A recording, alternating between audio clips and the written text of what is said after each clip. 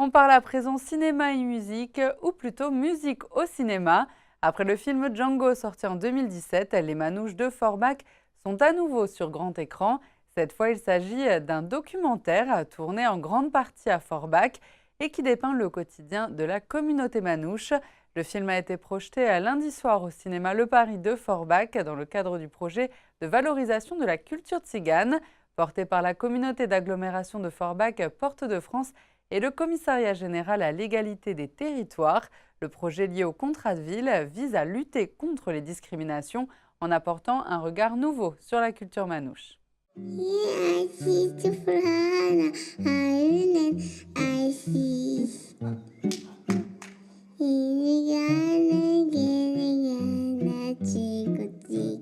Toutes les générations sont réunies, de la fille de Samson, 4 ans, à son père, le célèbre Dorado. La grande famille des Manouches de Forbach est à l'honneur au cinéma Le Paris. Avec bien sûr de la musique et un concert live, passage obligé dans une soirée manouche digne de ce nom.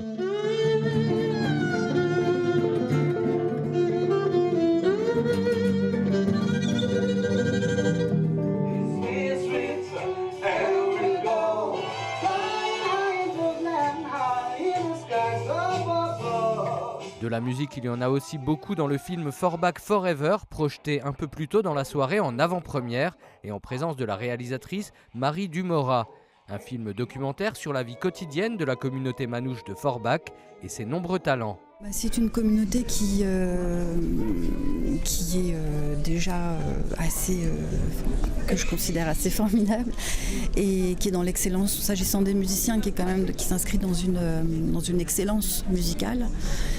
Que ce soit les gens qui s'inscrivent dans la tradition de Django, dans la tradition de la musique, du jazz manouche stricto sensu. Il y a aussi d'autres qui sont très inventifs, qui chantent des standards des années 40 de musique américaine. Je pense à Revello, Pipi, Balou, Coucou, Samson, Schmidt, Mike Reinhardt, qui lui est dans une tradition beaucoup plus de jazz pur. Il y a énormément il y a une richesse musicale extraordinaire.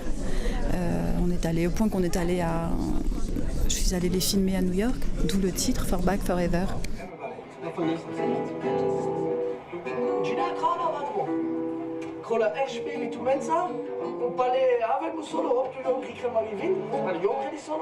Marie Dumora est allée jusque dans les clubs de jazz de New York pour suivre les plus célèbres d'entre eux, qui finissent toujours par revenir chez eux, dans leur quartier de Forbach. Le moment est donc forcément spécial pour la réalisatrice qui présente le film ici devant 200 invités, parmi lesquels de nombreux manouches. Moment spécial aussi pour Samson Schmidt, très présent dans le film.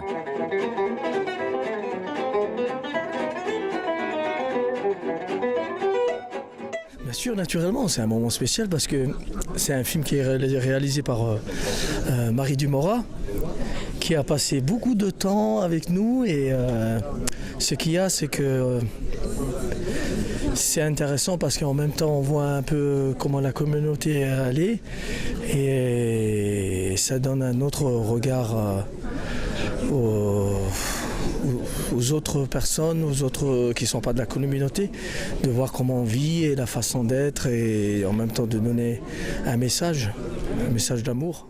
La soirée, organisée par la communauté d'agglomération dans le cadre d'un projet de valorisation de la culture tzigane, a permis de découvrir la communauté manouche de Forbach d'un autre point de vue, filmé de l'intérieur. La réalisatrice espère maintenant pouvoir proposer Forbach Forever à un plus large public grâce à une sortie en salle, actuellement en négociation.